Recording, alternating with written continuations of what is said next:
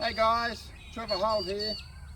I just want to talk about fire ants and this machine that I've got to fight fire ants.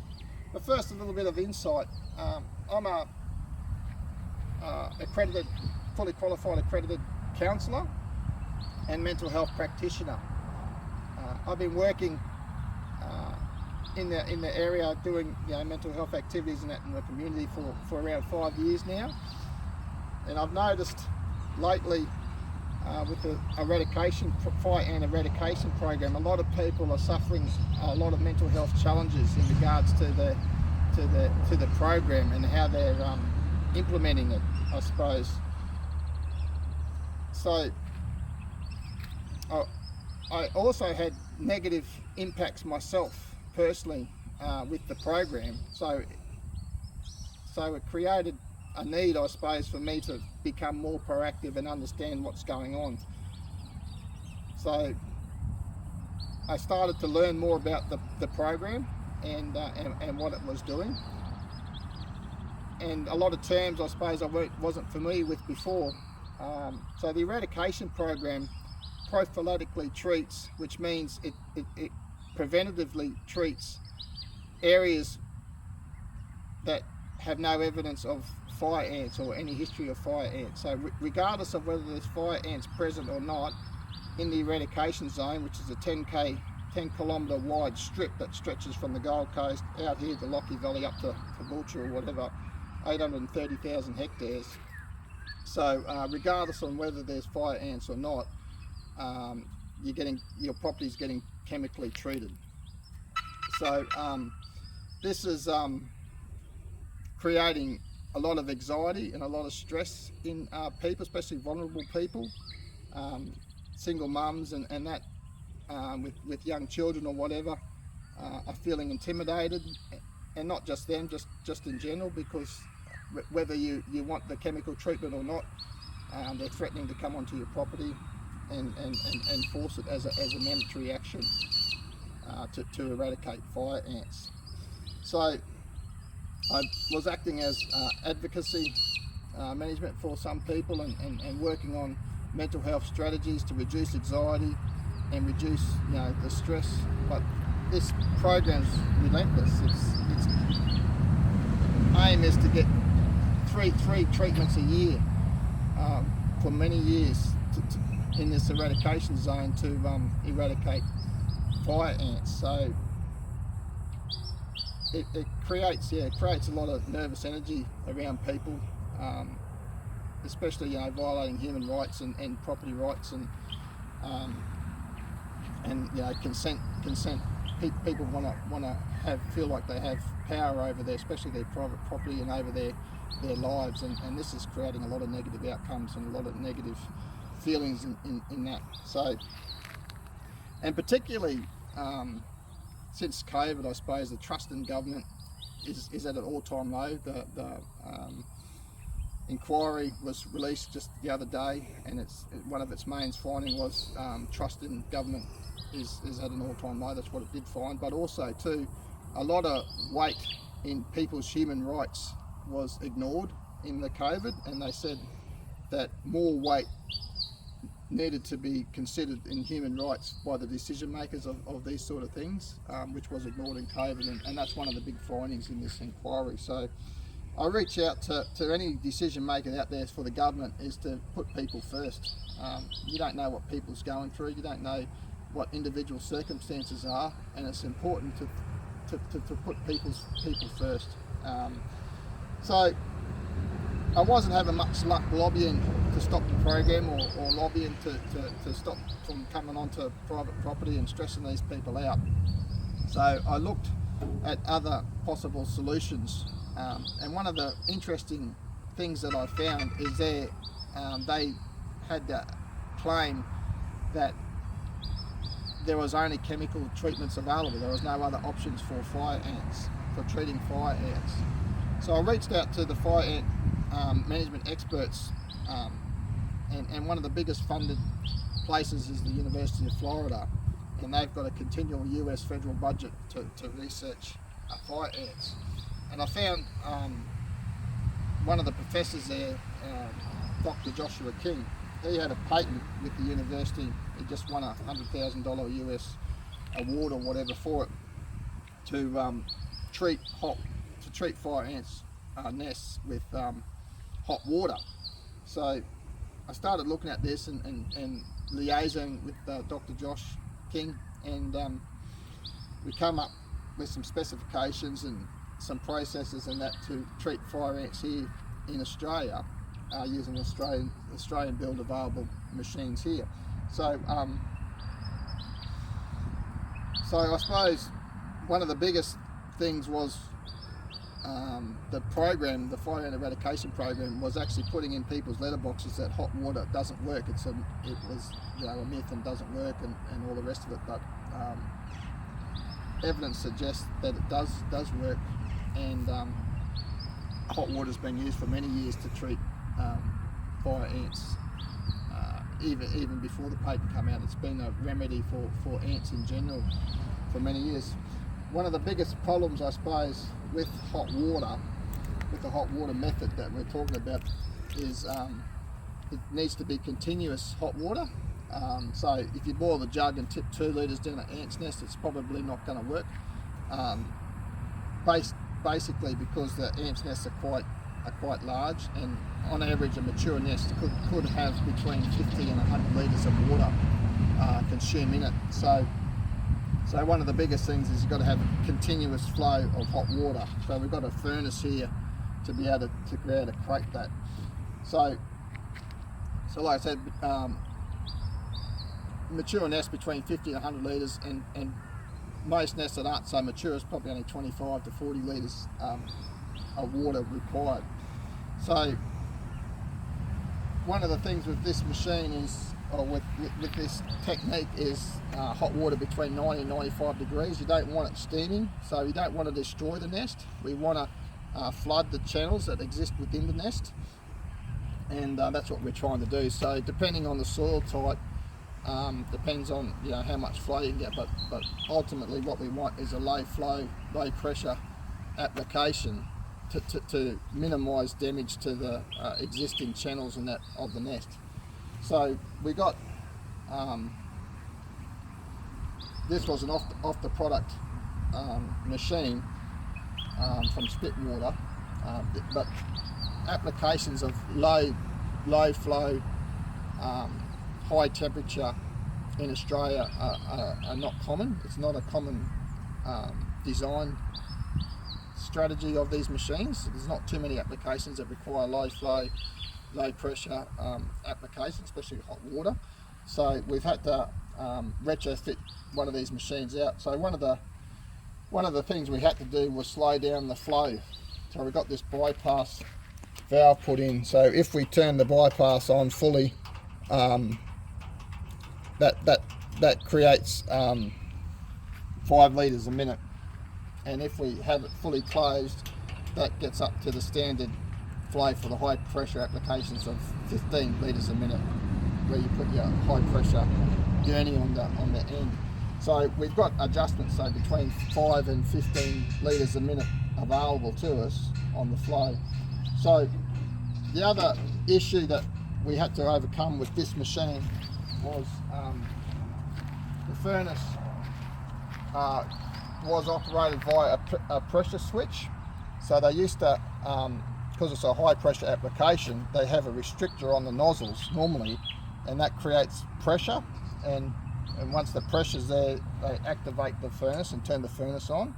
So that doesn't work for this application. So as you can see, here's our prong that we use in the nest, and it's a fully open nozzle, so there's no back pressure on it at all. So the standard switches that they generally use on Australian applications didn't work, so we swapped it out, and we got a flow switch on there now. So when there's flow going through the furnace is activated. So that's how we sort of overcome them. So there was a few things that we had to overcome to get this machine to work. So, but basically on hundreds of hours of scientific research from the university, they've worked out the best process for actually treating nests. So there is a disclaimer. So this is a direct treatment method which requires the identification of fire ants' nests. So whilst we have a lot of high success treating actual nests, we have to actually locate the nests and find them first. So yeah, so that's basically what we're trying to do is have a prong and feed slow, low pressure, slow into the nests. The fire ants' nests sort of are the diameter of their mound, and they sort of taper sort of in a bit, and they're thermo-regulated, so their brood goes up and down the channel of the nest during the day, depends on the temperature. So here in Australia, especially this time of year, it gets quite hot, so they're quite deep in the ground. So it's important that you get the water right down into the nest to eliminate that. So what we're trying to do is eliminate the queen and the brood, the eggs of the nest, and then the rest of the nest, the rest of the colony will fail. So when we're doing that, it's only about 10% of the actual colony is in the nest at any one time. The rest of the time the fire ants are out foraging and out doing their thing. So it's only really the queen and the queen's assistants and that are managing the brood up and down this chamber all day that are at the nest. So when we flood the nest, kill the queen and kill the eggs, that does kill the colony. But what happens is you might see some activity around that nest over the coming days or whatever, where the outer workers might come and try and re-establish that nest, but without that queen and that brood, the colony will fail. So, but they're not called a super pest for nothing. So there are circumstances where there are queens. So generally what happens is once a year, maternity flights happen with the queens, and they spread, and they can, they generally go pretty high, but they can generally normally spread about 1 kilometre away, but normally they're pretty close to the actual nest, and it's humans that actually take the queens further with in the soil and in the hay and all these other things. So it's not really the flight of the ants that's progressing them, it's more the people, but they can fly a little bit. But what happens is the queen ant burrows herself into a chamber underground, and she will create a colony slowly, getting some workers, and once she's got enough workers, they're living off her body fat, and once they get enough workers, the workers will pop their head up and break through and start making the colony.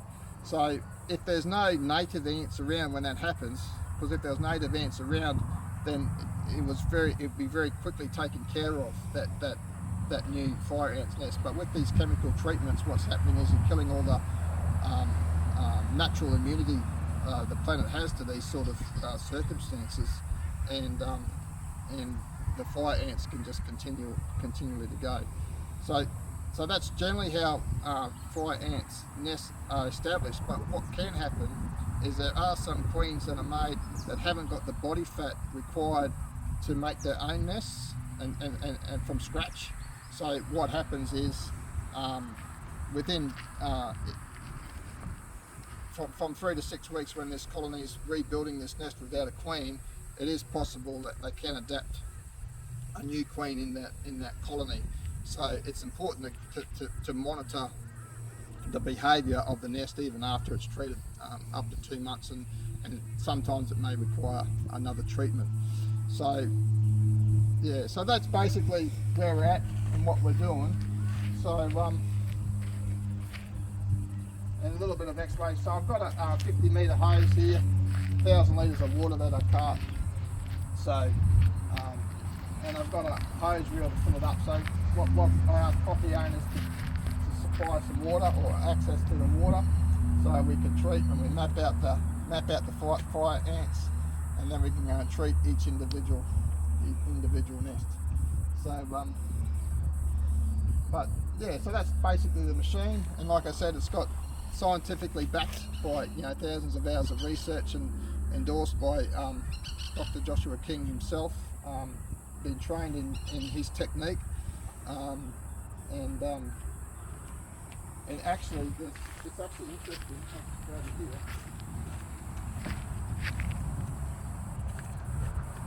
No, it's not there, but there's a fire ant textbook that they published as well, and Walter is Dr. Josh King's mentor originally. So these guys literally wrote the book on fire ants. So that's basically how it is. So I've got a petrol pump, a diesel furnace, and we're just trying to low pressure, low flow, hot water, and actually treat nests. So there it is, guys, and I'm out there trying to make a difference, and the main reason is for this is to try and stop the prophylactic treatment of chemicals on people's properties, because that's the biggest point of pain in people's mental health at the moment, is these chemicals and helicopters flying around and this and that is causing people grief and harm. So I'm working hard and doing what I can to solve both the problems, the fire ant problems, and people's mental health problems in association with their human rights being violated and that sort of stuff. So I'm here with this solution. I'm offering to people at a cheap commercial rate, so it's affordable. I'm lobbying governments and councils to get on board and get on top of this fire ant population. It's impossible to eradicate fire ants unless you're on top of the infestations of of the big areas. So we really shouldn't even be looking at it until we can control the big infestations around the place. So with this direct treatment method, it's chemical free. We're able to treat regardless on whether it's raining or regardless of the weather. We're able to treat where it's sensitive ecosystems along the riverways without polluting our rivers, because these chemicals do, and I don't know why they would claim it wouldn't, but these chemicals, if they get into water, do kill fish. They do kill aquatic life, crayfish and mussels in particular. My dam is completely dead now, hasn't got any fish, hasn't got any crayfish, and normally would be full of life. So you want to avoid the water as much as possible with these chemicals as well. So any fire ants nests along the creek beds and that, this is a great way to keep them under control and try and limit the amount of chemicals used. So yeah, so again, I'm here offering this solution as a commercial option, while I'm lobbying council to create subsidies and that to make it more affordable and accessible to everyone, so there's no financial barriers. And I'm urging people of power to start considering more, or these decision makers to consider more human rights, consider more mental health impacts that they're causing on people's lives, and stress and anxiety, and try and come up with an approach that's much more safer for everybody. Thanks very much, guys. Have a good one.